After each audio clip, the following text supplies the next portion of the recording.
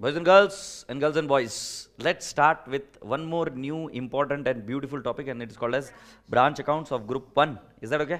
So सभी बच्चों से रिक्वेस्ट करूंगा कि एक बार इस टॉपिक का हेडिंग लिखे. बहुत ही प्यारा टॉपिक है, बहुत ही ज्यादा इंपॉर्टेंट टॉपिक है और ये टॉपिक बार बार आता है एग्जाम में. Is that okay? So can I not say important topic?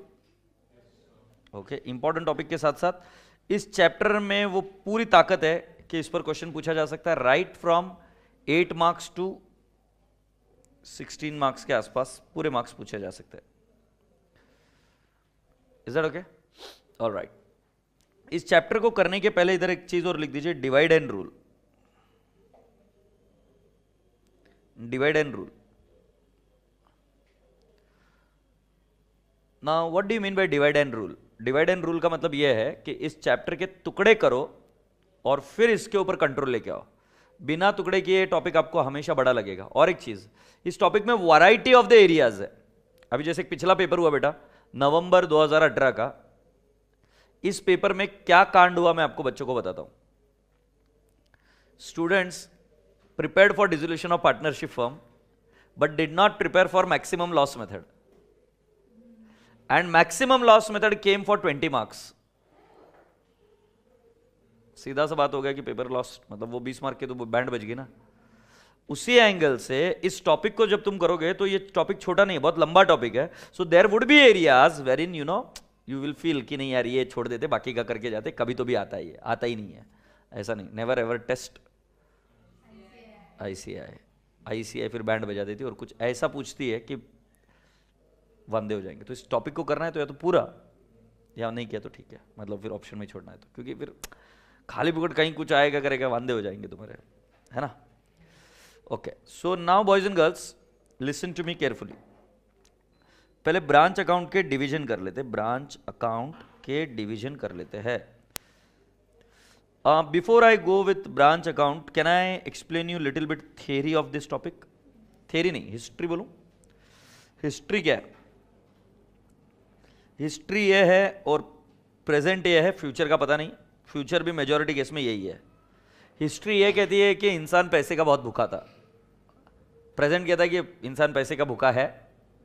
और फ्यूचर में पता नहीं, hopefully there would be some changes and humanity will over right. Sir ज्यादा फिलोसफी मत झाड़ो सर, चैप्टर में आओ. तो लेट्स टेक द चैप्टर का रूल क्या है बेटा. हुआ क्या था कि जब ब्रांच ओपन की गई, ये थॉट आज मत देखो. आज तुम क्या इंटरनेट का सहारा देख सकते हो, आज तुम्हें कंट्रोल सिस्टम है, सॉफ्टवेयर से तुम्हारे पास, आज तुम्हारे पास तुम एक जगह से दूसरी जगह जाना है तो चीजें इजी है. तुम आज मत देखो, तुम जाओ आज के 50-60 साल पहले. जब आदमी धंधा करता था ना तो एक आदमी को दूसरे आदमी पर भरोसा नहीं होता था. ब्लैक एंड व्हाइट मूवीज चलती थी ना उस जमाने में. सोचो उस जमाने में लोग ब्रांच ओपन कर कर देना मतलब क्या, अपना धंधा किसी और को सिखाना. जो भी ब्रांच मैनेजर रहेगा बाकी का. सो बेटा जी इस पूरे टॉपिक में आपको एक ही प्रॉफिट निकालने के 3-4 मेथड देखने को मिलेंगे. तो बच्चा ये कंफ्यूज होता है सर कि 3-4 मेथड से क्यों करा रहा है, क्योंकि बेटा उसके पीछे वो हिस्ट्री थी कि पहले ब्रांच का प्रॉफिट कैसे निकला, फिर उसके डीमेरिट्स निकले, फिर सेकंड मेथड निकला उसके डीमेरिट्स निकले, फिर तीसरा मेथड आया उसके डीमेरिट, फिर चौथे मेथड पर आकर हम सेटल हुए. मतलब जो व्यक्ति अगर अकाउंट्स का रिस्पेक्ट करना चाहता है तो उसको ये पता चलेगा कि जो ब्रांच अकाउंट आज वो पढ़ रहे हैं उसको पढ़ने के लिए लोगों ने कितनी ज्यादा स्ट्रगल करके आज इस ब्रांच अकाउंट में आया. मतलब whether you agree with me और not, the topic like consignment, branch, joint venture at one point of time were there in the syllabus of CA final,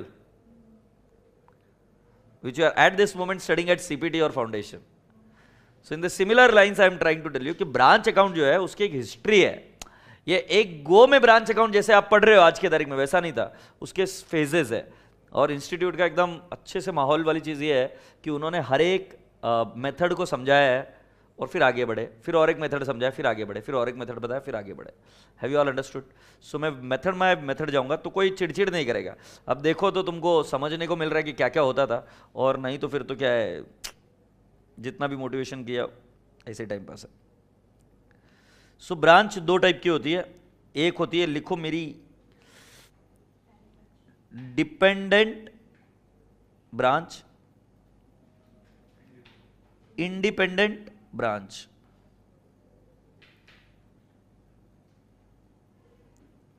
एक है डिपेंडेंट ब्रांच और दूसरी है इंडिपेंडेंट ब्रांच। डिपेंडेंट ब्रांच का मतलब क्या समझे आप?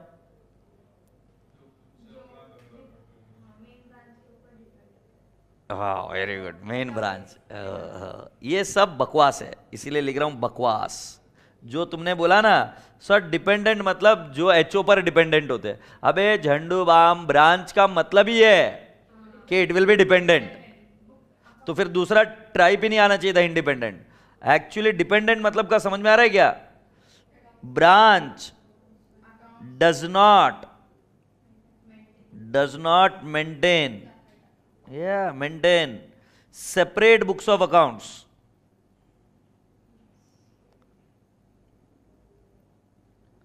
Separate books of account. HO records, आप लिखते जा रहे हो मेरे साथ में, HO records on behalf of branch in HO's book. In whose book? HO's book. और इंडिपेंडेंट ब्रांच का मतलब क्या? Branch maintains its own books. For example bank. मुझे एक बात बताओ, ए गुंडेप्पा, तू बहुत नाटक कर रही है आज कब से, मुझे बता, बैंक अकाउंट है तेरा? कौन से बैंक में? SBI bank. कोई एसबीआई में कौन सी ब्रांच में? दूसरी कोई ब्रांच बता सकती है? स्पेलिंग टफ है। अच्छा स्पेलिंग बता। SHA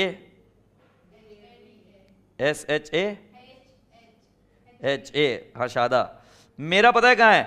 पिंपले सौदागर। किसी और का कहां पे पता है क्या? लुला नगर। समझ में आ रहा है मैं क्या बोल रहा हूं?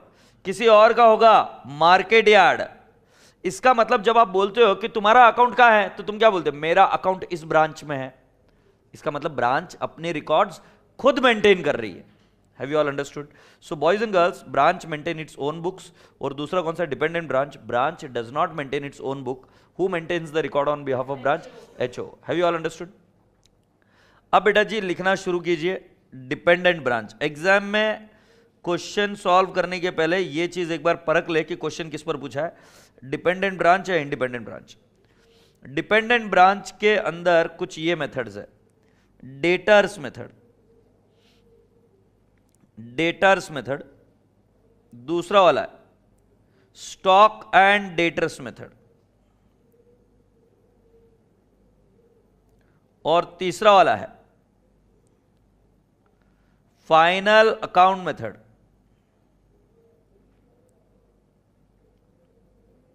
Final account method.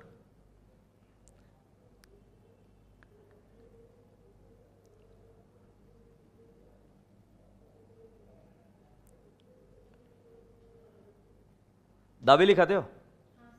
सैंडविच खाते हो? दाल मखनी खाते हो? खाते हो कि नहीं खाते हो? इन सभी के ऊपर एक और चीज डाल देते हैं, चीज। मतलब दाबेली पर तड़का लगा, चीज का तड़का मतलब चीज। फिर दूसरा कौन सा? तूने सैंडविच खाया, उसके अंदर भी डाल दिया चीज। और बहुत सारी चीजें हैं यार, कि इस पर भी डाल दिया चीज। बर्गर, पिज्जा, चीज और एक्स्ट्रा चीज। समझ में आ रहा है? तो कुछ चीजें होती है जो सभी में ही यूज होती है। तो ये है दाबेली, ये है पिज्जा, और इसको क्या बोलूं, ये है सैंडविच। इन सभी पर एक चीज कॉमन जाती है। चुप झूठी चीज नहीं, नालायक, उसको बोलते हैं WP प्राइस आ सकती है, और ये पूरा का पूरा माहौल बदल देगी। WP price is what? Wholesale price. So मतलब बोलने का तात्पर्य क्या है कि है मेथड डेटर्स मेथड ही, स्टॉक एंड डेटर्स मेथड ही और फाइनल अकाउंट मेथड, बट इसमें एक तड़का लगा होलसेल प्राइस का, तो एक नया ही माहौल बता हो जाता है। तो इसीलिए मैं आपको होलसेल प्राइस अलग से पढ़ाऊंगा। होलसेल प्राइस मेथड मतलब सही में बहुत अच्छा मेथड है wholesale price method. Happy? Yes. So क्या मेरे रसगुल्ले बच्चों को यहां तक बात दिमाग में पहुंच गई है क्या? ये हुई डिपेंडेंट ब्रांच। वैसे लिखिए, फिर आएगी independent branch. Independent branch, independent branch के अंदर बनेंगे दो हिस्से सरकार, एक आएगी डोमेस्टिक ब्रांच और दूसरी आएगी foreign branch. Always remember, foreign branch is always independent, dependent branch is always domestic. यह हमेशा डोमेस्टिक ही रहेगी, डोमेस्टिक मतलब इंडिया की इंडिया में, क्योंकि अगर ब्रांच फॉरेन में रहेगी तो उनको बुक सेपरेट ही मेंटेन करने पड़ते हैं, क्योंकि नहीं तो उधर का लॉ अलाउ नहीं करेगा उनको, उधर का लॉ बोलेगा नहीं हमारे बुक्स तो इधर ही मेंटेन करो। इसलिए foreign branch are always what, independent, foreign branch are always what, independent, और dependent branch are always domestic. ठीक है ना। फॉरेन ब्रांच के लिए AS 11 पढ़ना पड़ेगा, बाकी इसमें कोई ज्यादा माहौल नहीं है। और डोमेस्टिक ब्रांच, इंडिपेंडेंट ब्रांच के अंदर आपको देखना पड़ेगा एक 2-3 टाइप के, 4 टाइप के एडजस्टमेंट, जो अभी नहीं लिख रहा हूं मैं, आगे देखूंगा। हैप्पी। ये हुआ चैप्टर का सारांश। सो अगर मैं मेरे बच्चों को सही से समझा पा रहा हूं तो तुम कितने टॉपिक पढ़ने वाले? Topic number 1, topic number 2, topic number 3, topic number 4, topic number 5 और टॉपिक नंबर 6। तो ऐसे देखने जाएंगे तो एक टॉपिक में 6 चीजें हमको पढ़नी पड़ेगी, और ये 6 की 6 चीजों में कोई कनेक्शन नहीं है, there are all together independent. तभी तो ब्रांच डिफिकल्ट लग रहा है। बट इन टॉपिक को अगर एक एक करके इंडिपेंडेंट देखोगे तो फिर ये topic profit prior to incorporation के ऊपर नहीं जा सकता, फिर उसका लेवल उतना ही है। बट तुम 6 चीजें एक साथ डील करोगे तो डिफिकल्ट है, इसलिए मैंने क्या लिख कर दिया था, डिवाइड एंड रूल। अब मैं आपको डेटर्स मेथड के बारे में समझाना शुरू करता हूं। तो हेडिंग लिखते हैं debtors, debtors method. Debtors method,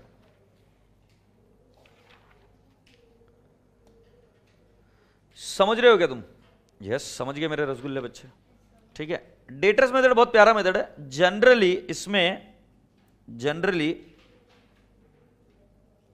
laser accounts are asked,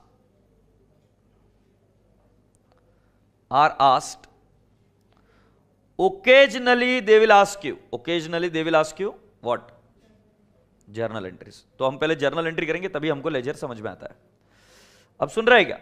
जो डेटर्स मेथड में समझाऊंगा समझ लेना, अच्छे से बिठा लेना, उसके बाद में दोबारा इसके बारे में मत सोचना, नहीं तो तुम दूसरे मेथड में जाके कांड करोगे तो कंफ्यूज हो जाओगे कि क्या करूं। समझ आ रही बात? दिन में तो डेटर्स मेथड इंडिपेंडेंट है। इसका एक जगह रेफरेंस आएगा इंडिपेंडेंट ब्रांच में, वो तब बताऊंगा, बट अभी के लिए तुम्हारे दिमाग में मैं क्लियर कर रहा हूं। इंडिपेंडेंट मेथड एकदम बिंदास, सुनते जाइए।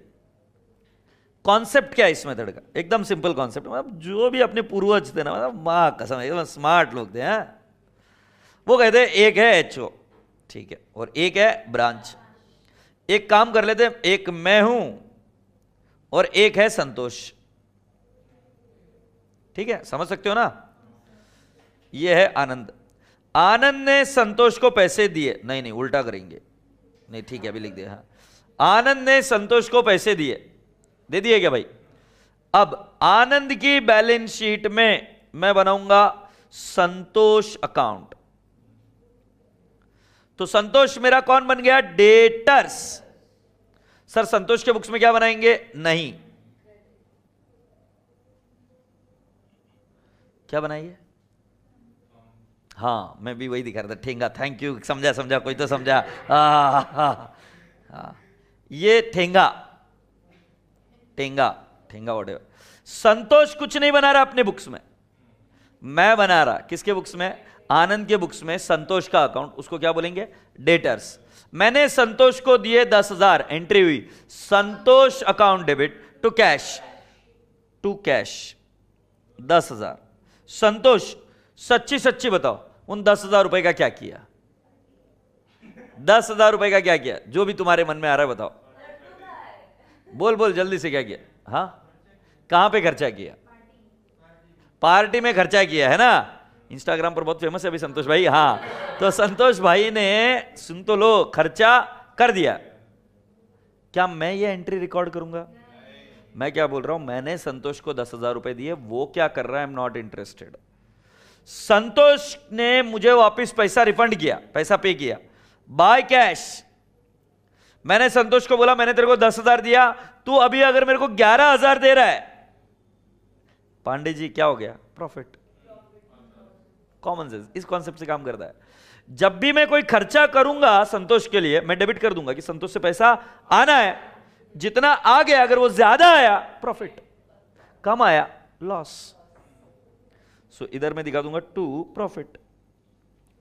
तो जब पहला मेथड डिजाइन किया गया था वो डेटर्स मेथड से डिजाइन किया गया था। पहले मेथड का लॉजिक ये था कि जितना भी खर्चा किया है वो डेबिट कर दो, जो कोई भी आपने एसेट दी वो क्या कर दो, डेबिट कर दो, और उसके बाद में जो कोई भी चीज आई वो क्रेडिट कर दो। अगर ज्यादा आया तो प्रॉफिट, कम आया तो लॉस। इस मेथड का सबसे बड़े 2 रूल्स लिख कर देता हूं। अगर बोला prepare Lucknow, Madras, Chennai branch account, मतलब इस मेथड को पहचानने का कैसा, जब भी बोले ना प्रिपेयर लखनऊ ब्रांच अकाउंट तो समझ जाना ये कौन सा मेथड है, डेटर्स मेथड। तब एकदम तुरंत समझ जाओगे कौन सा मेथड है, डेटर्स मेथड। दूसरा, transaction between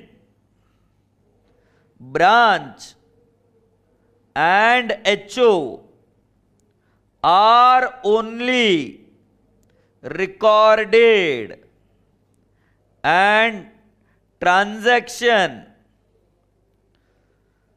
between branch and outsider are ignored। सिर्फ transaction between branch and HO are recorded. अब मैं आनंद का नाम निकाल दूंगा, संतोष का भी नाम निकाल दूंगा, और मैं इधर अकाउंट बनाऊंगा ब्रांच अकाउंट। तो जो मैंने पैसा दिया वो टू कैश लिखा, जो पैसा मेरे पास आया वो बाय कैश लिखा, और बेटा जी मुझे प्रॉफिट दिख गया कितना, 1000। ये इसका कॉन्सेप्ट है डेटर्स मेथड में। मतलब पैसा ज्यादा आया तो प्रॉफिट, पैसा कम आया तो लॉस। बट हम कौन सी ट्रांजैक्शन रिकॉर्ड करेंगे, only transaction between branch and HO.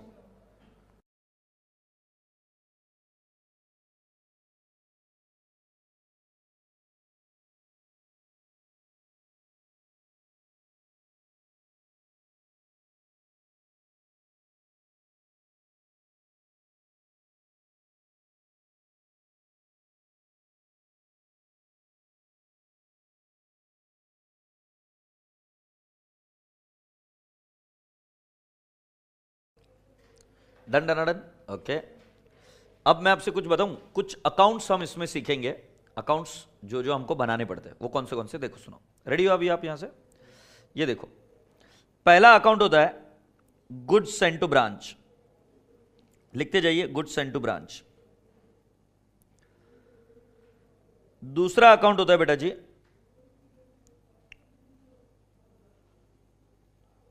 Branch account. तीसरा अकाउंट होता है बेटा जी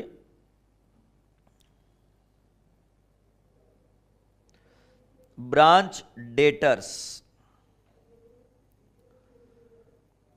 branch cash account, etcetera etcetera.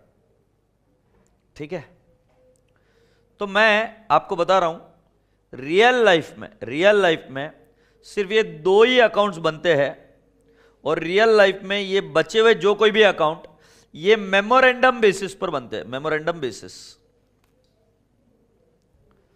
और जो रियल लाइफ में डबल एंट्री सिस्टम पर ये बनते हैं, डबल एंट्री सिस्टम पर ये बनते हैं। कौन से? गुड सेंड टू ब्रांच और ब्रांच अकाउंट। और ये किसकी बुक्स में बनते हैं? In the books of HO. ये 2 ये डबल एंट्री को फॉलो करते हैं, और जो बचे हुए मेमोरेंडम बेसिस है वो मेमोरेंडम बेसिस पर अकाउंट्स बनते हैं। एम आई कम्युनिकेटिंग? अगर आप रेडी हो तो मैं आपको आगे लिए चलता हूं। क्या मैं ले चलूं आपको आगे? Now I want everyone to pay complete attention. क्या होता होगा रियल लाइफ में? एक एचओ ब्रांच को माल भेजता होगा, उसको बोलते हैं गुड्स सेंड टू ब्रांच, है ना। ब्रांच क्या करती होगी? इस माल को सेल करती होगी। सेल या तो कैश में हो जाता होगा या क्रेडिट में हो जाता होगा, और कई बार यहां पर बैड डेट्स की एंट्री भी होनी पड़ती है, डिस्काउंट की भी एंट्री करनी पड़ती है। ब्रांच के मैनेजर की सैलरी की एंट्री करनी पड़ती होगी, है नहीं? उनके बाकी के एक्सपेंसेस की एंट्री करनी पड़ती होगी, और जब सेल होता है तब कैश आती है ब्रांच के पास, और ये कैश हम ऐसा हमेशा मानेंगे कि किसके पास भेज देंगे हम? एचओ के पास। तुम पूछोगे क्यों? क्योंकि बेटा कॉमन सेंस की बात है कि ब्रांच का खुद के कोई बुक्स ऑफ अकाउंट्स नहीं है, तो उनके पास कैश अकाउंट भी नहीं है, तो कैश मैनेज करने के लिए किसके पास भेज दिया जाता होगा? एचओ। HO, agreed? उदाहरण के तौर पर अगर मैं आपको दूं एग्जाम्पल, तो काका हलवाई, जो लोग बाहर कहीं पढ़ रहे हैं, पुणे के बाहर कहीं पढ़ रहे हैं, मुझे वर्चुअल लेक्चर्स के थ्रू देख रहे हैं, पेनड्राइव के थ्रू देख रहे हैं, तो आपको बता दूं काका हलवाई हमारे पुणे में एक फेमस हलवाई की दुकान है, उसके अलावा चितड़े बंधु भी है, एग्रीड? सो काका हलवाई की दुकान है। काका हलवाई की बहुत सारी दुकानें हैं पुणे में। अब इन सभी दुकानों में माल एक जगह से ही आता है, ये सारी दुकानें महज एक सेलिंग पॉइंट है।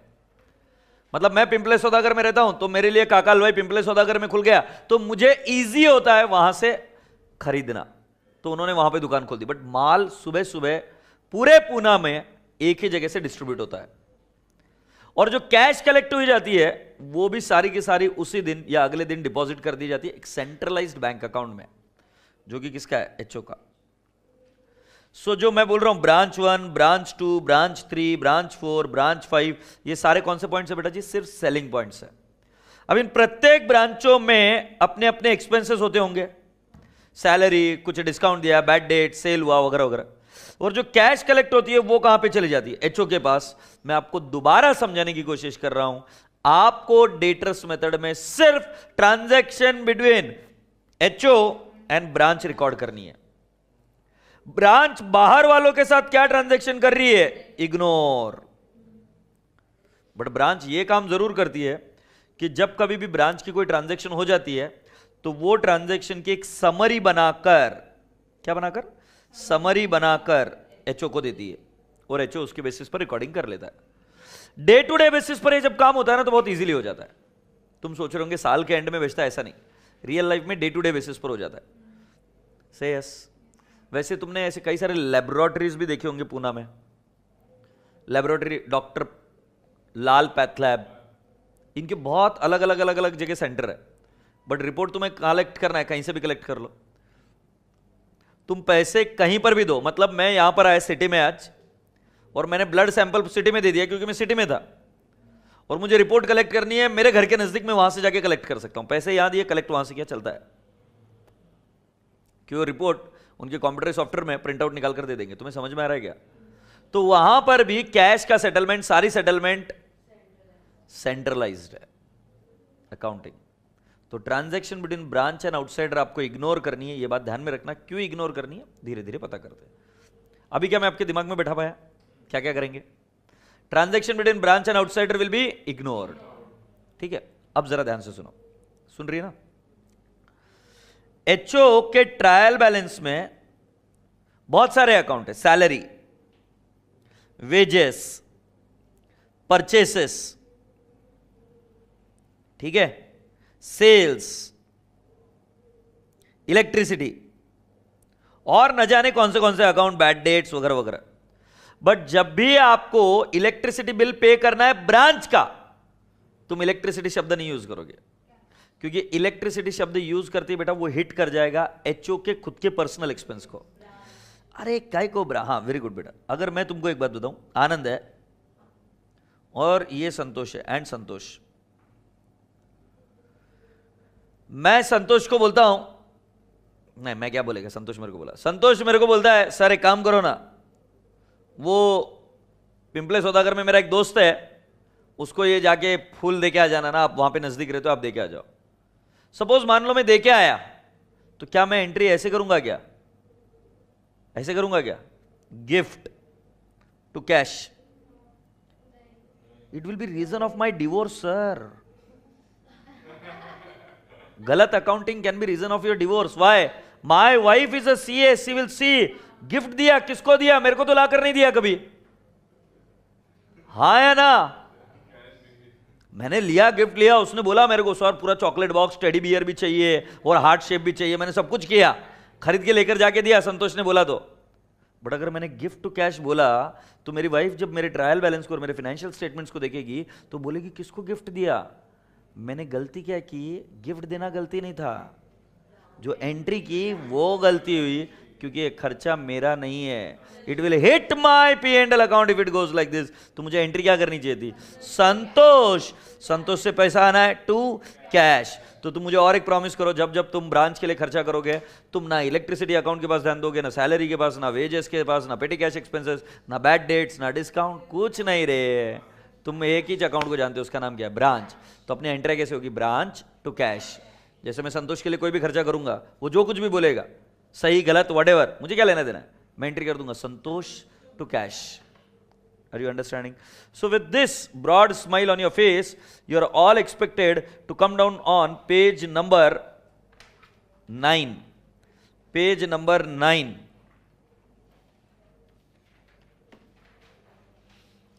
In page number 9, I will show you some of the entries. ठीक है? अच्छा मुझे एक बात बताओ, तुम्हें एक ब्रांच ओपन करनी है, कैसे ओपन करोगे? तुम्हें एक ब्रांच ओपन करनी है, कैसे करोगे? एब्सोल्युटली राइट, दूसरी जगह जाके लैंड, बिल्डिंग, फर्नीचर वगैरह सब चीजें करनी पड़ेगी। ब्रांच को ये सारी चीजें कौन देगा? एचओ। सो हम जब ब्रांच को कुछ भी देंगे तो हम उसको डेबिट कर देंगे। जैसे ब्रांच को कैश दी तो हम एंट्री क्या कर देंगे? Branch to cash. अब ब्रांच को कैश मत दो, असेट दे दो, एंट्री क्या करोगे? Branch to asset. ब्रांच को डेटर्स दे दिया अपने, ब्रांच टू डेटर्स। ब्रांच को स्टॉक दे दिया, branch to stock. Are you getting my point? So जो चीज आनी है वो debit. So for opening balance of asset at the branch, entry क्या बनेगी?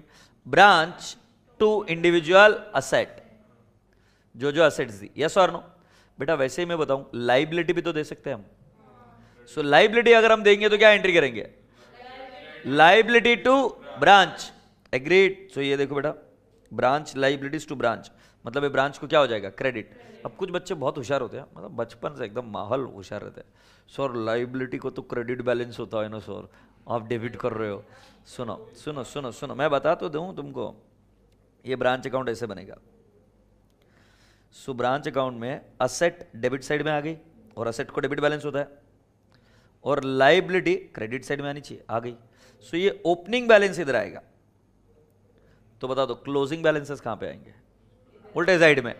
सो लाइबिलिटी इधर क्लोजिंग, और असेट इधर debit.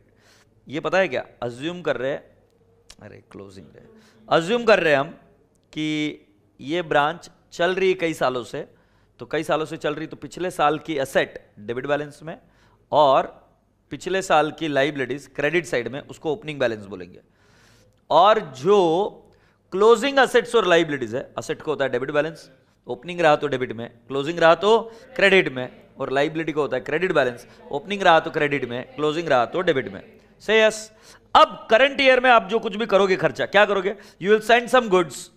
So what is the entry you will make? Branch to goods send to branch. एक नया अकाउंट यूज किया, माल भेजा, तो एंट्री क्या करोगे? Branch to goods send to branch. अब तुम्हारे दिमाग में ये क्वेश्चन आएगा, sir why goods send to branch? I will explain you. So बेटा जी, for goods send to branch entry is what? Branch to goods send to branch. Entry number 3, माल return आ गया, गुड्स सेंड टू ब्रांच, हाँ या ना? ये entry भी हो गई 4th। अब कुछ पैसा भेजा ब्रांच के लिए, क्योंकि उनको खर्चा करना है तो एचओ भेज, ब्रांच टू कैश, बिल्कुल सही। अगर ब्रांच ने हमको कैश भेजा तो एंट्री क्या आएगी? Cash to branch. Agreed? Yes. बेटा क्लोजिंग बैलेंस ऑफ असेट इसकी एंट्री देख ली, और क्लोजिंग बैलेंस ऑफ लाइबिलिटीज की भी देख ली। Entry number 9 pending. Now for credit sale, मुझे बताओ क्रेडिट सेल किसके बेस में हो रहा है? Branch and outsider. क्या हम रिकॉर्ड करेंगे क्या? मैंने क्या बोला? Only transaction between branch and HO are recorded. अगर कॉमन सेंस भी लगाओगे तो पता चलेगा, एचओ अपनी बुक्स में किसका अकाउंट बना रहा है? ब्रांच। तो एचओ और ब्रांच के बीच जो ट्रांजैक्शन होगी वही तो रिकॉर्ड होगी ना।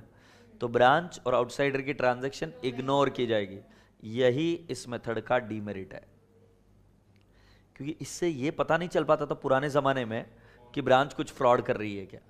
तो ब्रांच जितना पैसा भेज देती थी हम मानते थे उतना ही है, मतलब 100 रुपए का माल और ब्रांच ने 120 भेज दिया, हम बोलते थे प्रॉफिट है 20। ब्रांच को हमने 100 रुपए का माल भेजा, ब्रांच ने भेज दिया 110, तो हम बोलते थे प्रॉफिट 10। बट ब्रांच 120 भेजना चाहिए कि 110 भेजना चाहिए कि 140 भेजना चाहिए, इसके बारे में कोई रिकॉर्ड ही नहीं, क्योंकि क्रेडिट सेल कितने का हुआ, कितने में सेल हुआ, इसके बारे में हमें कोई अंदाजा ही नहीं रहता था। सही, यस और नो? एनीवेज, तो वहां पे फ्रॉड के चांसेस थे। So for credit sale no entry, for normal loss no entry, normal loss no entry. But ध्यान में रखना, अगले मेथड में नॉर्मल लॉस की एंट्री होगी। तुम बोलोगे सर नॉर्मल लॉस की एंट्री क्यों नहीं करते? सिंपल सी बात है बेटा, मेरा ओपनिंग स्टॉक है 1000 रुपए का, मान लो वो स्टॉक कुछ ट्रांजैक्शन नहीं करंट ईयर में, वो स्टॉक खराब हो गया नॉर्मल लॉस की वजह से, और इधर क्लोजिंग स्टॉक आ गया 990, 10 का स्टॉक खराब, तुम्हें नहीं लगता ऑटोमेटिकली लॉस बुक हो गया? Why will I again record this loss? Say yes. So बेटा जी, normal loss no entry. For goods returned by customer no entry. Why? Transaction between branch and outsider. आगे abnormal loss. Abnormal loss to branch क्यों किया? मैं तुम्हें बताता हूं। तुम्हें याद है क्या ट्रेडिंग अकाउंट हम बनाया करते थे? तो जब ट्रेडिंग अकाउंट बनाते थे तो हम लिखते थे यहां पर ओपनिंग परचेसेस, ओपनिंग 100, परचेसेस 10,000, इधर सेल्स, राइट, मान लेते सेल्स 0 है और इधर क्लोजिंग भी 0 है। तो तुम पूछोगे सर क्लोजिंग 0 सेल्स भी 0, तो माल गया कहां? मैं बोल रहा हूं यार आग लग गई, यार आग लग गई। बट मैंने अगर रिकॉर्ड नहीं किया तो वो क्या दिखेगा? Gross loss. ग्रॉस लॉस दिखेगा तो हम क्या बोलेंगे? धंधे की वजह से लॉस हो रहा है। बट ये धंधे की वजह से नहीं हो रहा है, ये तो एबनॉर्मल है, इसलिए इसको यहां से रिवर्स करते थे। याद है क्या? बाय एबनॉर्मल लॉस 10,100, और अगर आपको याद होगा तो इधर जीपी 0 आएगा, और फिर पी एंड एल अकाउंट में आप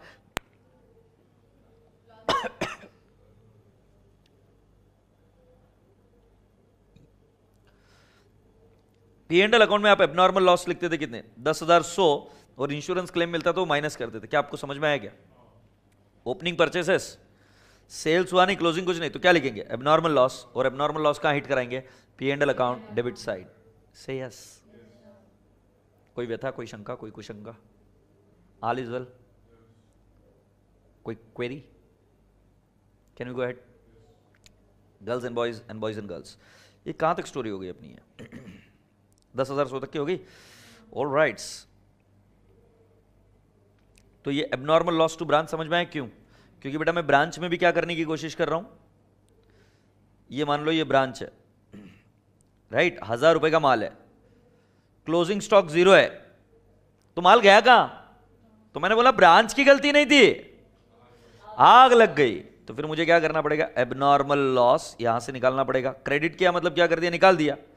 फिर ये एबनॉर्मल लॉस जाके बैठेगा बिजनेस के general P and L account में। वहां इनर कॉलम में 1000 और लेस करोगे जो भी इंश्योरेंस क्लेम है, आउटर कॉलम में हिट करा दो क्या? जो बचा हुआ लॉस है। I hope you are getting my point. तो मुझे बताओ नॉर्मल लॉस रिकॉर्ड करोगे कि नहीं करोगे? नहीं। एबनॉर्मल लॉस रिकॉर्ड करोगे क्या? यस। तो एंट्री क्या? Abnormal loss to branch. Very good.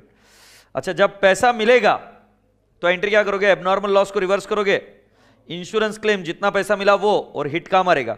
GPL. What is GPL? General P and L account. Agreed? Yes. Pilferage, pilferage is normal loss. क्या लिखेंगे? Pilferage is normal loss. क्या आप record करोगे क्या? नहीं। ब्रांच एक्सपेंस, ब्रांच एक्सपेंस की entry बोलो। No entry. Y? Branch and outside. But अगर एचओ ने पे किया, जैसे मैंने संतोष के लिए पे किया, तो करेंगे क्या? एंट्री होगी branch to cash. Happy? Yes. Now bad debt discount allowed to debtors, entry करेंगे क्या? क्या एंट्री आएगी? No entry. क्यों? Transaction between branch and outsider. Very good. अगर प्रॉफिट है तो बेटा जी ट्रेडिंग अकाउंट याद करो, ट्रेडिंग अकाउंट के डेबिट साइड में आता था ना, वैसे ब्रांच अकाउंट के भी कौन से साइड में आएगा? डेबिट साइड में। क्या एंट्री आएगा? Branch to GPL. और लॉस हुआ तो general P and L account to branch. I hope you got my point. Hey boys and girls, ध्यान रखना हमेशा, एंट्री पक्की तो उस चैप्टर का वो सेक्शन पक्का। तो तुमको मैं अगले 5 मिनट दे रहा हूं, रफ में लिख कर निकालो, कैसे भी करो, बट एंट्रीज लिखो, और 5 मिनट में लिखना पॉसिबल है, रफ में लिख कर निकालो, ठीक है? गुड सेंड टू ब्रांच, ये कॉन्सेप्ट आपका पेंडिंग है, वो मैं समझाऊंगा और बात खत्म हो जाएगी। Is that okay?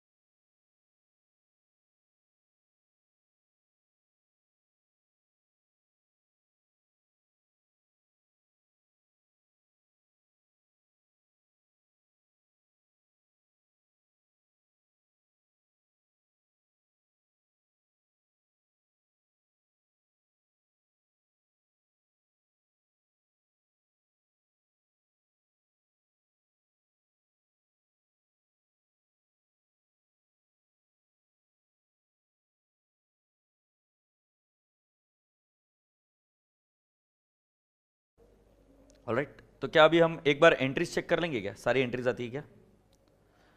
रेडी? तो बताओ बेटा, मुझे फर्स्ट एंट्री क्या? गुड्स एंड टू ब्रांच,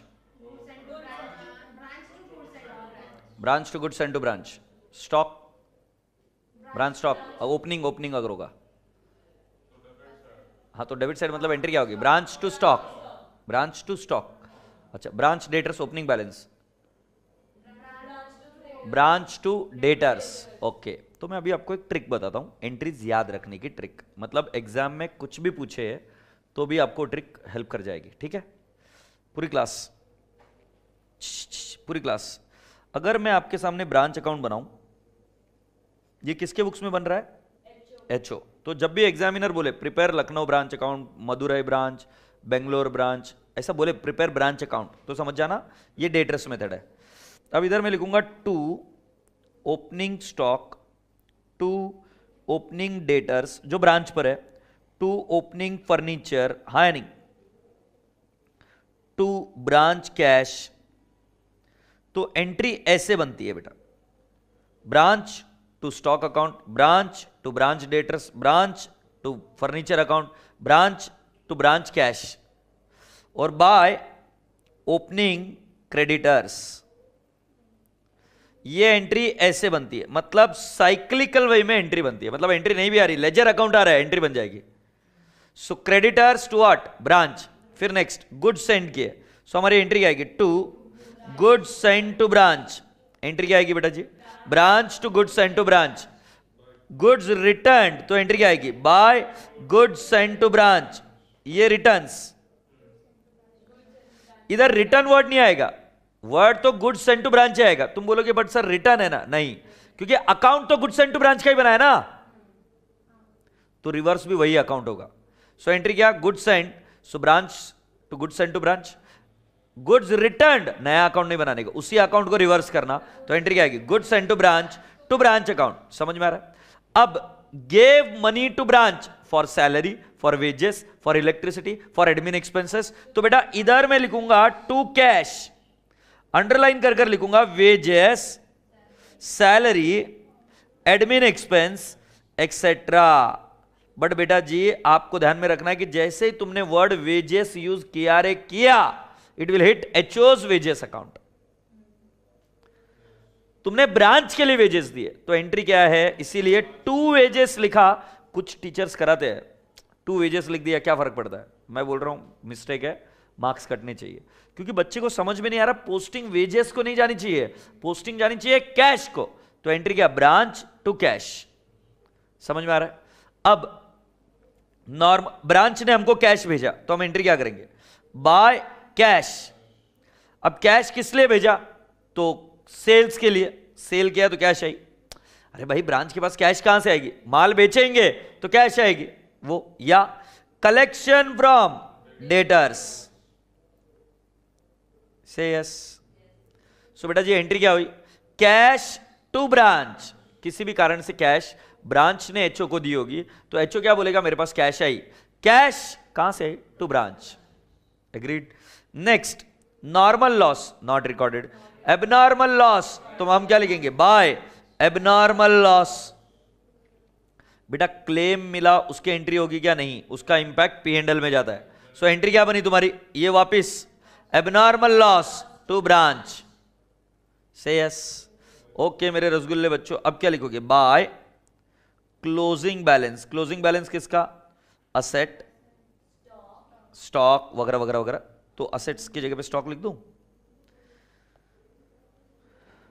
तो हम लिखेंगे स्टॉक, फिर डेटर्स, फिर कैश, पेटी कैश वगैरह वगैरह, और इधर टू क्लोजिंग लाइबिलिटीज, और इधर क्या क्या लिख देंगे? क्रेडिटर्स एक्सेट्रा एक्सेट्रा, और इधर आ जाएगा to branch P and L account, मतलब ये final P and L account से फिगर्स टैली हो जाएंगे। सही? यस।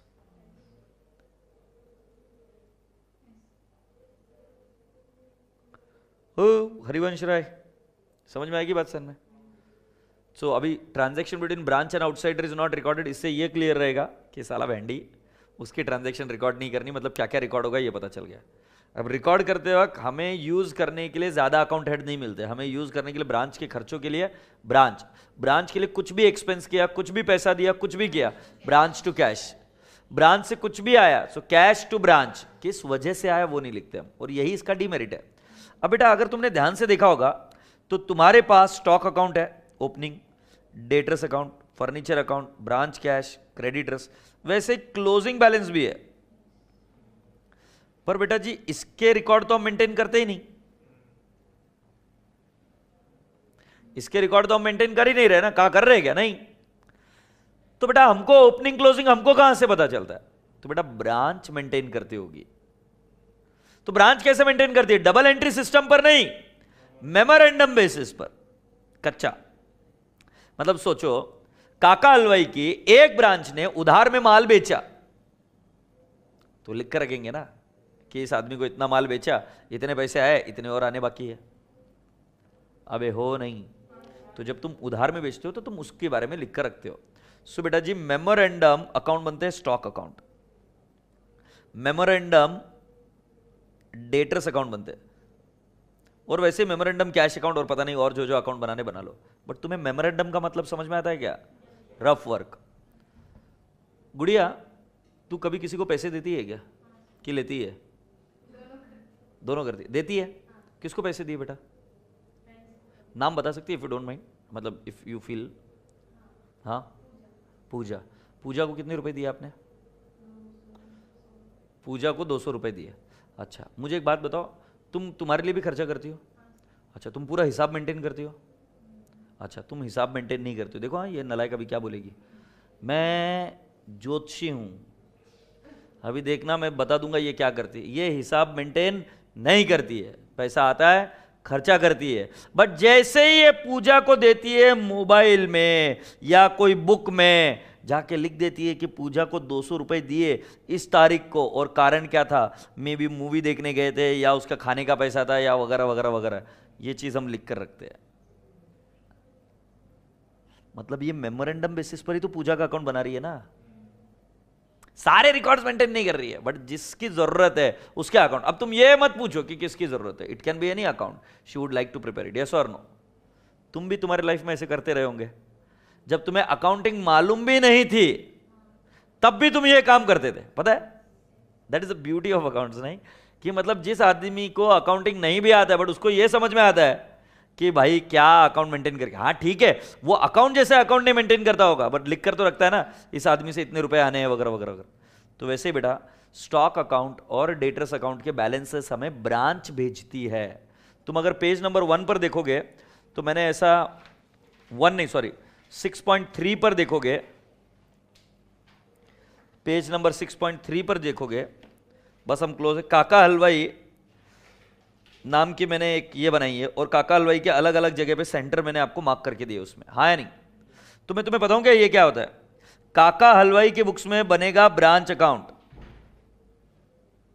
काका हलवाई की बुक्स में बनेगा ब्रांच अकाउंट, और ये जो रिस्पेक्टिव सेंटर्स है इन सभी में ये मेंटेन करते हैं अपना स्टॉक अकाउंट, अपना डेटर्स अकाउंट, और इनके बैलेंसेस एचओ को भेजते हैं, और एचओ फिर उसके बेसिस पर ब्रांच अकाउंट बनाते हैं। अभी आपको यहां तक तो समझ में आ ही गया होगा पांडे जी कि यहां पर कंट्रोल परफेक्ट नहीं है, काम चलता था भरोसे पर। इसीलिए पुराने जमाने के ब्रांचेस देखो, हम उन्हीं लोगों को बिठाते थे जो हमारे रिलेटिव होते थे, बट धीरे धीरे रिलेटिव भी धोखा देने लग गए, फिर नया सिस्टम इजाद हुआ जिसके बारे में हम आगे बात करेंगे। क्योंकि उस जमाने में एक्चुअली प्रॉब्लम थी कि एक ब्रांच अगर मान लो इधर से नासिक में एक ब्रांच खोली तो ब्रांच डिटेल शेयर करे कैसे, तो हम रिकॉर्ड करते थे हम यहां पर सारी ट्रांजैक्शन, बट वहां से डिटेल्स आने में टाइम लगता था, क्योंकि उस जमाने में टेलीफोन ये सब चीजें महंगी हुआ करती थी, it was suppose to be luxury, आज के जैसे नहीं मोबाइल वगैरह। हैप्पी, ऑलराइट, तो मेरा बच्चा समझ गया। सो ये सारे अकाउंट कौन बनाता है बेटा जी, ब्रांच। और ब्रांच कौन से अकाउंट बनाती है, देखो मेमोरेंडम, स्टॉक अकाउंट, ये बेटा स्टॉक को कौन सा बैलेंस होता है रे गुड़िया, और दूसरा अकाउंट कौन सा, मेमोरेंडम डेटर्स अकाउंट, ठीक है। जब मैं मेमोरेंडम स्टॉक अकाउंट बना रहा हूं तो ध्यान से सुनो, स्टॉक को debit balance to opening balance, और बाय बैलेंस मतलब by closing balance say yes. अब यहां पर to goods and to branch, क्योंकि माल कहां से आया, एचओ ने भेजा। अगर रिटर्न किया तो क्या आएगा, by goods send to branch. ये क्या है, ये रिसीव्ड हुआ, ये क्या हुआ, ये रिटर्न हुआ। अच्छा, और माल के साथ क्या हो सकता है, सेल, सो क्या आएगा, बाय कैश। या उधार में बिक गया तो क्या आएगा, बाय डेटर्स, अबे होनिंग, सो इधर आ जाएगा टू स्टॉक अकाउंट। ये पहली बार आएगा, नहीं आया। अब और क्या हो सकता है, माल जल गया, bye abnormal loss.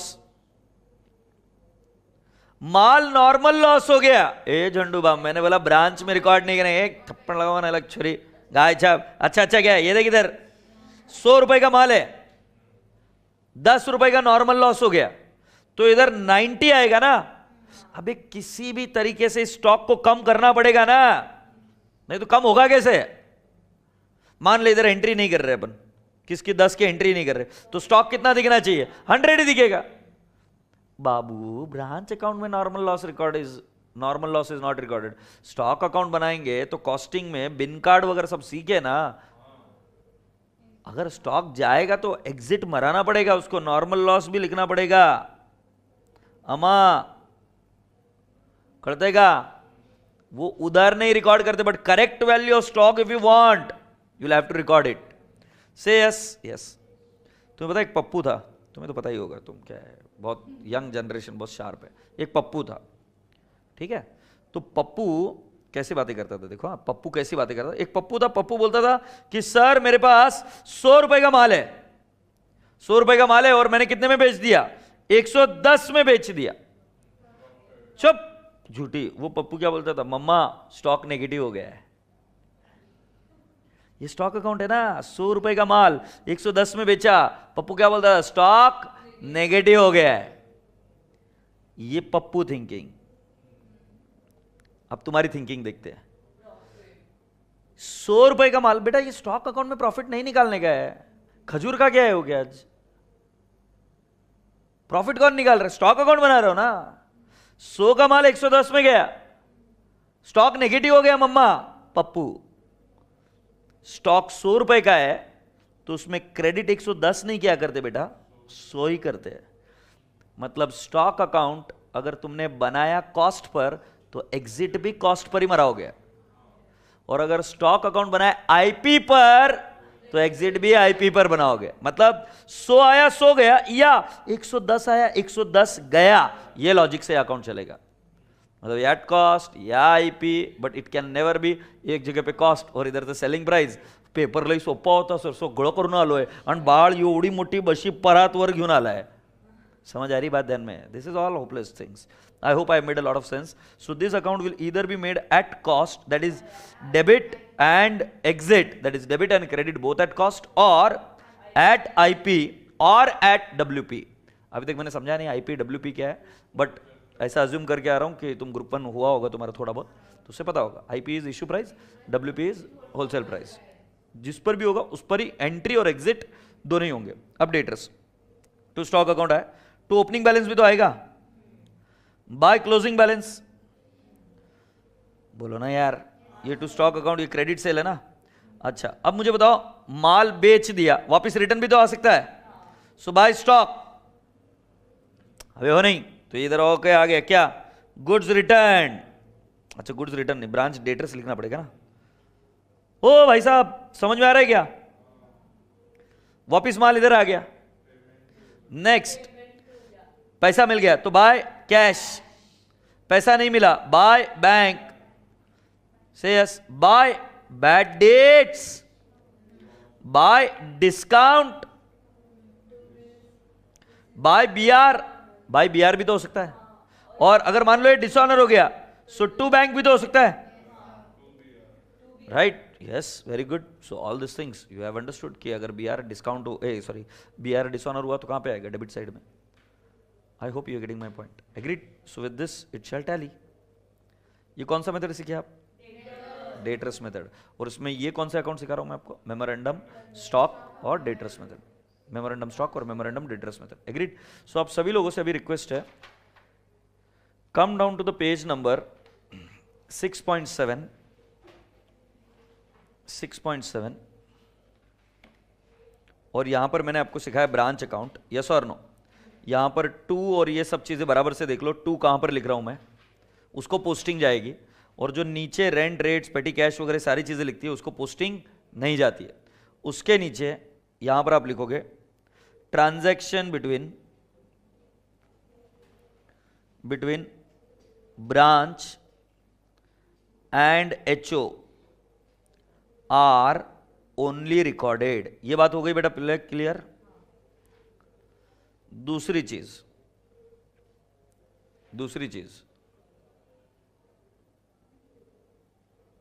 Transaction between branch and HO are only recorded, ठीक है। और next, memorandum stock account and memorandum debtors account is prepared by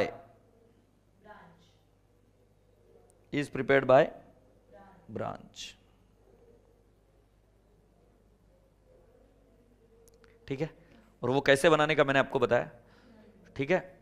मैं इधर लिख देता हूं, memorandum stock account both debit and credit is either at cost or IP or WP.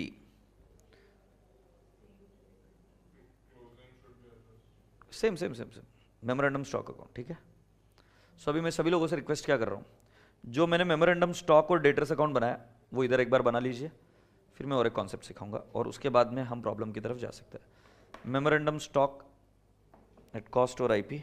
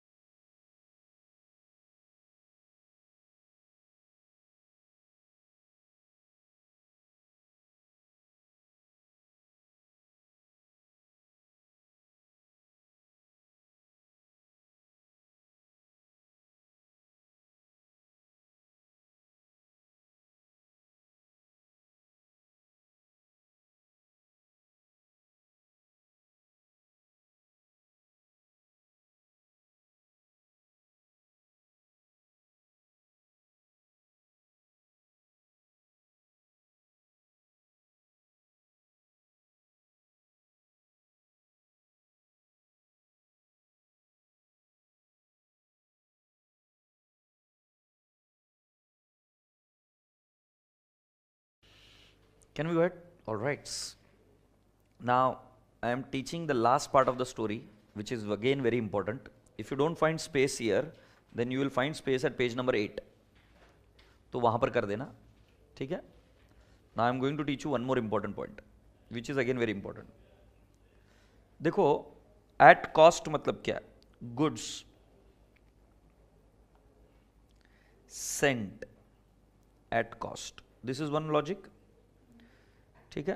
And the other one is goods sent at IP, and the other one is goods sent at WP.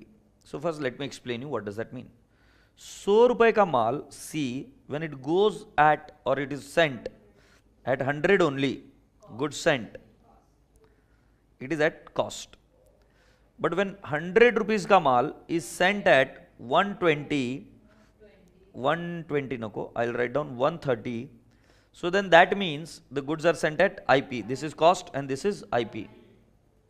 But जब 100 रुपए की cost का माल भेजा जाता है 110 में और वो बेचा जाता है पब्लिक को 130 में, so this is selled as good sent at wholesale price. So this is cost, this is WP and this is what, market price, और IP selling price. Now interestingly stock goes at two places. Stock goes at two places. One is branch account and the other one is stock account. तो पहले मैं तुमको बता देता हूं memorandum stock account कैसे बनेगा. मेमोरेंडम स्टॉक अकाउंट का रूल सिंपल है, 100 रुपए में आया 100 रुपए में गया. इधर रूल सिंपल है, 130 में आया तो 130 में गया. इधर 110 में आया तो 110 में गया. ये किसका रूल हुआ, मेमोरेंडम स्टॉक अकाउंट. इसका रूल सिंपल है कि माल कितना आया उतने से ही आउट करूंगा जब सेल हो जाएगा. बट ब्रांच अकाउंट ऐसा नहीं है. ब्रांच अकाउंट में अगर माल आया 100 में,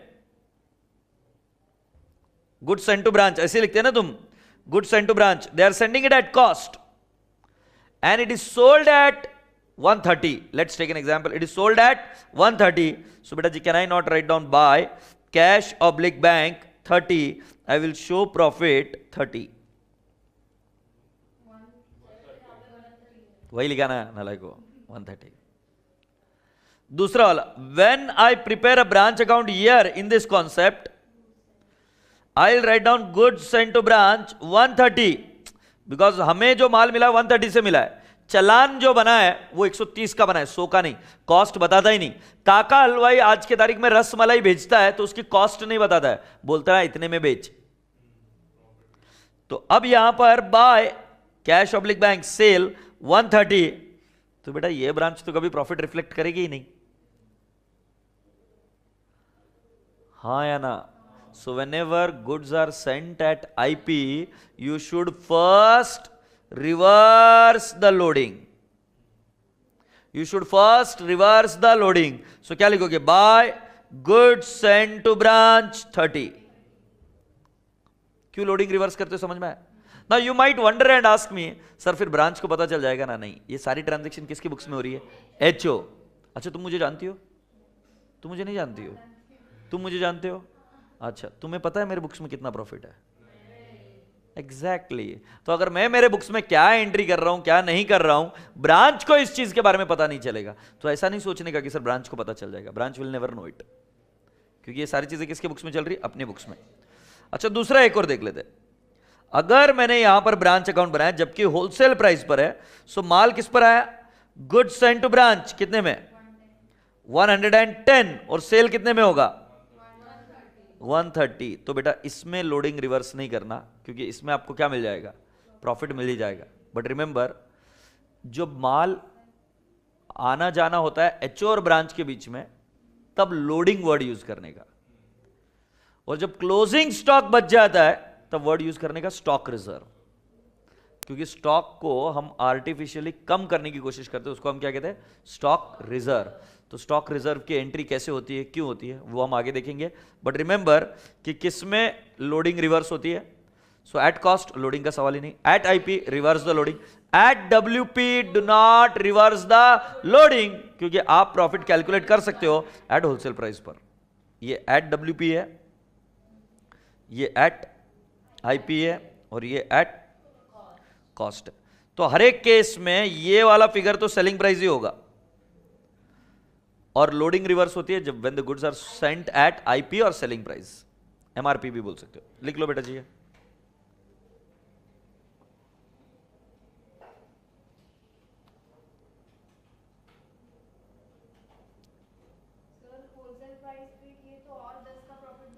और 10 का प्रॉफिट कैसे दिखेगा बेटा, आगे बताऊंगा होलसेल प्राइस का, डोंट वरी. 10 का प्रॉफिट HO बुक करेगा, क्योंकि वो हर एक को माल, जैसे अगर तुमको याद होगा कि तुमको कॉस्टिंग में कॉन्सेप्ट सिखाया होगा, एक सेकंड पॉज लो, कि जिसमें तुम डिसाइड करते हो कि माल इन हाउस से लेने का कि बाहर से लेने का, उसको क्या बोलते हो तुम, कॉस्टिंग में ऐसा कॉन्सेप्ट है ना कि हम माल या तो बाहर से खरीद सकते हैं, एक डिपार्टमेंट माल बाहर से खरीद सकता है, और else I can take it from within the organisation. अब वो कॉन्सेप्ट कौन सा है? मतलब उसमें कॉस्टिंग में ऐसा सिखाया गया कि हर एक सेंटर ये एक प्रॉफिट सेंटर है या कॉस्ट सेंटर है, every cost centre is a profit centre, और उनको जिम्मेदारी दी गई है कि तुम तुम्हारा प्रॉफिट कमाकर दिखाओ। तो वैसे ही एचओ क्या बोलता है ब्रांच को कि मैं तेरे को बाकी के लोगों के जैसे ही ट्रीट करूंगा। जैसे फॉर एग्जांपल बीपीसीएल के खुद के भी पेट्रोल पंप है और वो रिटेलर को भी देते हैं, तो बीपीसीएल अपनी ब्रांच को क्या बोलता है कि मैं तेरे को माल दूंगी एट होलसेल प्राइस ओनली, जितना बाकी के रिटेलर को देंगे, तुम प्रॉफिट कमा कर दिखाओ। तुम्हें लॉजिक लग रहा है मैं क्या बोल रहा हूं? एम आई कम्युनिकेटिंग? तो सेम तरीके से इधर भी जब डब्ल्यूपी पर भेजा जाता है तो 10 रुपए का प्रॉफिट एचओ दिखाता है और 20 रुपए का प्रॉफिट ब्रांच दिखाता है।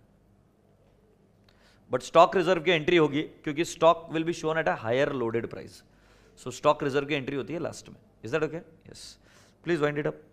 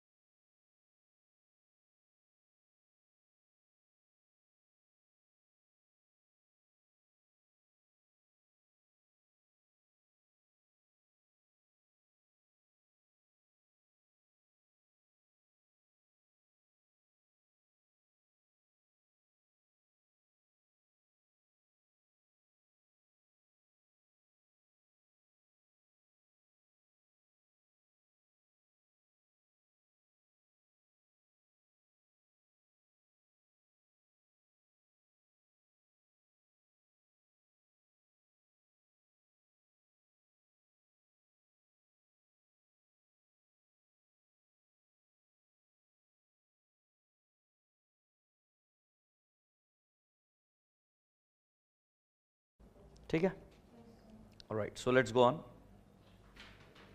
अब इसमें एंट्री इधर कहीं पर भी कुछ नहीं, इधर हर जगह पे एंट्री क्या होगी? इधर देख लो, एंट्री करके दिखाता हूं। Branch to goods and to branch, 100 की एंट्री, 100 की एंट्री। इधर एंट्री आएगी branch to goods and to branch 130, 130। इधर लोडिंग रिवर्स होगा goods and to branch 30 to branch account 30। मतलब ये लोडिंग रिवर्सल की एंट्री है।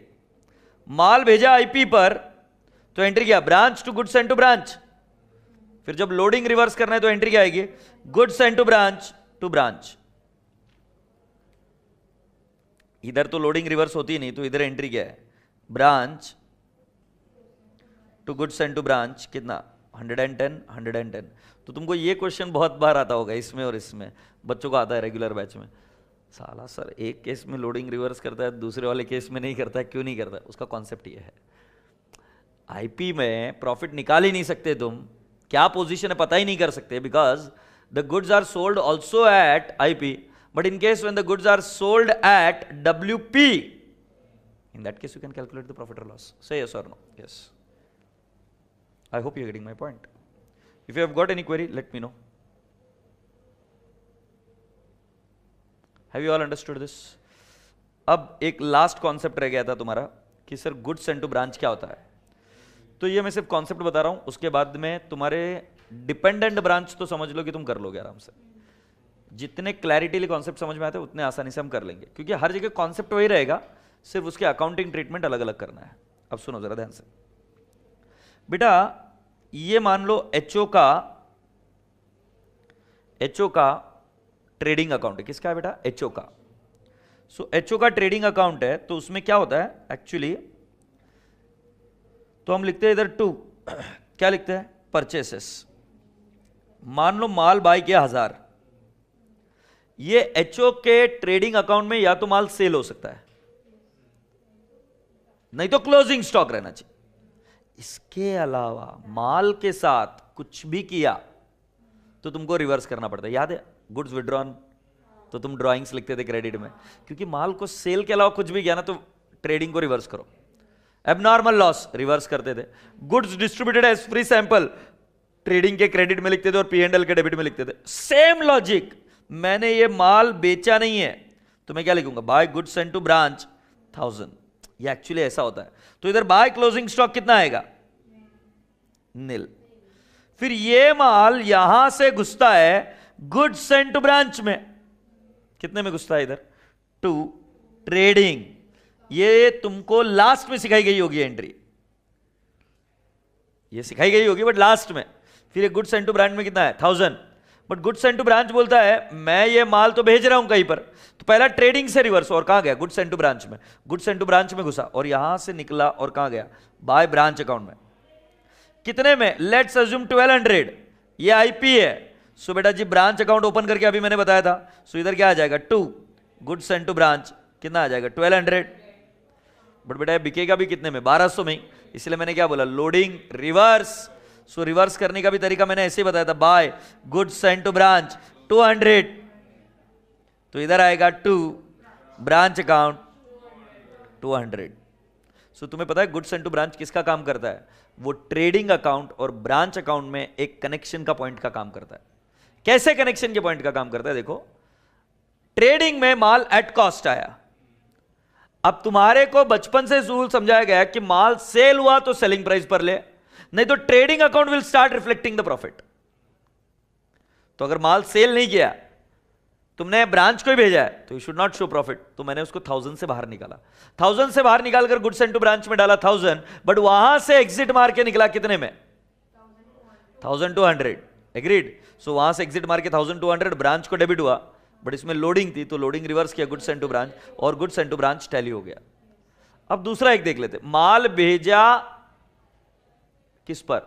WP पर। सो WP पर ये 1000 का इधर से आउट होगा 1050 पर या 1100 पर। So goods sent to branch में भी कितना आएगा? 1100 से यस। और इधर से भी कितना ब्रांच में कितना जाएगा? 1100। और मैंने कहा उसमें लोडिंग रिवर्स नहीं होगी। And if you remember I said ये प्रॉफिट एचओ दिखाएगा, तो 100 profit will be shown by HO. But अगर ये माल बिका नहीं लास्ट में, so as a group where are the goods lying? With the entity only. इसीलिए लास्ट में उस स्टॉक पर स्टॉक रिजर्व की एंट्री होती है। तो तुम्हें पता है कि WP प्राइस में लोडिंग रिवर्स नहीं होती है, एंट्री होती है स्टॉक रिजर्व की। I would like to repeat this whole scenario again. अगर होलसेल प्राइस में भेजा, सो एचओ एग्जिट कराएगा अपने माल को 1100 पर। ऑब्जर्व द ट्रेडिंग अकाउंट, 1000 में एंट्री। चलो एक काम करते हैं ना, ये आईपी का हो गया। ऐसे ही मैं और एक काम कर देता हूं। एचओ इधर टू परचेसेस 1000, ये WP पर, और इधर से माल एग्जिट होगा by goods sent to branch. I will write down 1100। तो इधर बाय क्लोजिंग स्टॉक आएगा 0, और इधर मैं बताऊंगा 2GP 100 टैली। अब इधर से गुड्स सेंट टू ब्रांच, ओ थोड़ा सा मैं भावनाओं में बह गया। हाँ, गुड्स सेंट टू ब्रांच में आएगा कितना? 1100 टू ट्रेडिंग, और इधर से एग्जिट मारेगा बाय ब्रांच 1100, और इधर आएगा ब्रांच से टू, क्या नाम? गुड्स सेंट टू ब्रांच, हाँ या नहीं? 1100। तो मैंने कहा इसका लोडिंग रिवर्स नहीं करते, क्योंकि इधर प्रॉफिट ऑलरेडी रिकॉग्नाइज हो चुका है।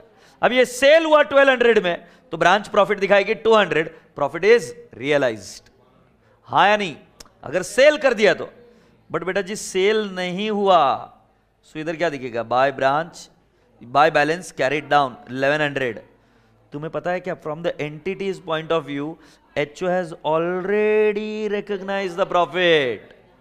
इसीलिए इस प्रॉफिट को रिवर्स करने के लिए आप एंट्री क्या करते हो? स्टॉक रिजर्व की, और वो एंट्री होती है P&L account to stock reserve. So अभी पी एंड एल अकाउंट मतलब एचओ के पी एंड एल अकाउंट को डेबिट मारेगा, इधर प्रॉफिट दिख रहा है ना बाय जीपी 100।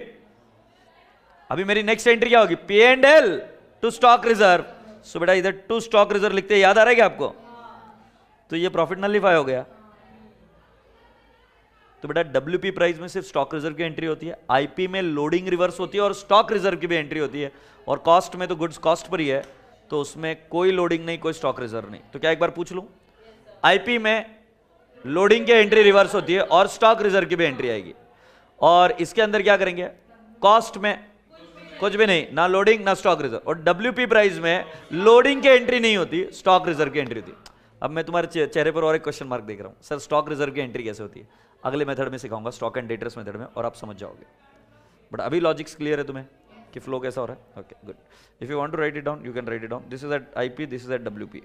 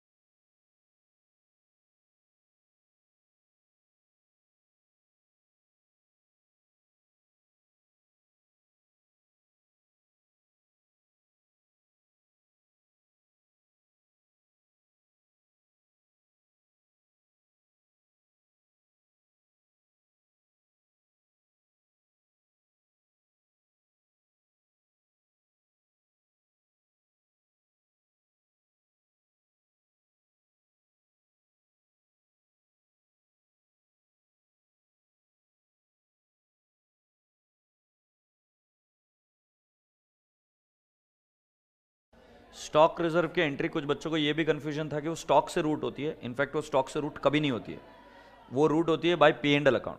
तो स्टॉक रिजर्व की एंट्री अगर आप देखोगे तो स्टॉक 1100 ही दिख रहा है, स्टॉक को चेंज नहीं कर पा रहा हूं मैं, तो हमारी एंट्री क्या होती है, P and L account debit to stock reserve, ये एंट्री होती है। इसको एज इट इज रखते हैं और एंट्री हुई P and L to stock reserve. ये ट्रेडिंग था, ट्रेडिंग के बाद में नीचे अकाउंट बना पी एंड एल अकाउंट, ये पी एंड एल अकाउंट है ना उसके बाद में। अच्छा, आप सभी लोगों से एक रिक्वेस्ट है कि पेज नंबर 5 और 6 पर आपको कुछ ऐसे अकाउंट बने हुए दिखेंगे, पेज नंबर 5 और 6 पर आपको कुछ अकाउंट नंबर देखने को मिलेंगे। बेटा ये सारी चीजें मैंने आपको ऑलरेडी सिखा दी है, एग्रीड। ये इसमें क्या होता है कि कई बार ये ऑब्जर्व करने में बच्चे का बहुत प्रेशर आ जाता है, तो मैंने लिख कर ही करा दिया। इज दैट ओके कि कैसे क्या क्या होता है, so you don't have to now again get into all those stuff. Have you all understood? Okay. दूसरी चीज आपको मुझे ये बतानी है कि पेज नंबर 8 पर भी जो चीजें लिखी हुई है, उनमें से एक आध दो चीजें बता देता हूं, जैसे ये वाली चीज मैंने बता दी है। अब depreciation, depreciation on fixed asset is not recorded in branch debtors method. I said, मैंने नहीं बोला स्टॉक एंड डेटर्स मेथड, मैंने नहीं बोला final account method, debtors method में क्यों नहीं रिकॉर्ड होता है? क्योंकि मान लो मैंने फिक्स्ड एसेट ओपनिंग बैलेंस लिखा 1100 और क्लोजिंग बैलेंस लिखा मैंने 900, सो ऑटो इफेक्ट हो गया डेप्रिसिएशन का 200, इसीलिए डेप्रिसिएशन इज नॉट रिकॉर्डेड।